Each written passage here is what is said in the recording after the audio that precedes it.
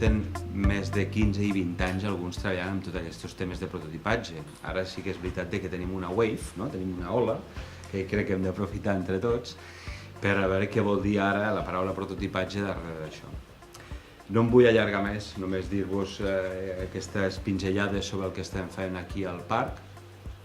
Veient també que quan hem obert nosaltres i hem començat a fer coses amb les empreses ens hem donat compte que és veritat que la màquina atreu molt, però després vas rascant i al final el problema no és la màquina, el problema és el model de negoci, la idea de negoci, etc. Però sí que és veritat que és una manera molt maca també de fer reflexionar les empreses de com millorar les maneres de que fan les coses.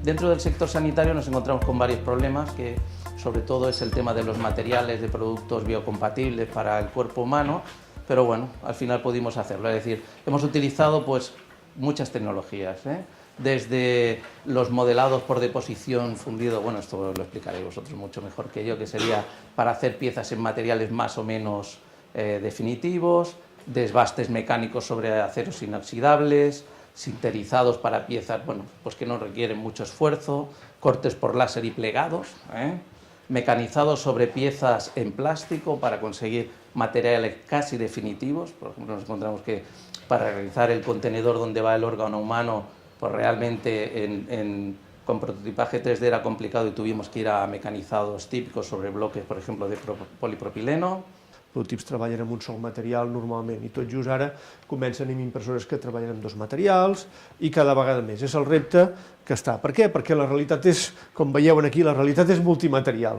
i per tant sapigueu que aquest és un vector en què cada vegada es treballarà més. Ja hi ha motllos d'injecció bimaterials i que poden fer, per exemple, una carcassa amb una part tova per agafar-ho amb les mans. Ja està inventada la injecció amb més d'un material. Doncs sapigueu que el prototipatge ràpid, la impressió 3D, doncs també s'està treballant aquests temes i cada vegada anirà més. Vull parlar una miqueta dels diferents tipus de prototips en l'evolució d'un projecte. Com bé comentaven abans, està claríssim que hi ha peces, una vegada has de fer un prototip de presentació, un prototip final, que no les pots fer en impressora 3D. Els requeriments mecànics de les peces, els requeriments funcionals de les peces no t'ho permeten. Però sí que és veritat que tenir i disposar aquí al parc o disposar en una empresa mateixa d'impressores 3D, de disposar de màquines que de forma desatesa et solucionen un problema, és un increment en la productivitat que és bestial. Dir-vos que per mi els tres eixos que nosaltres basem a la nostra empresa per millorar la productivitat i la competitivitat són la formació dels col·laboradors, que crec que és bàsica, i cada any intentem incorporar una millora en els processos, encara que sigui petita.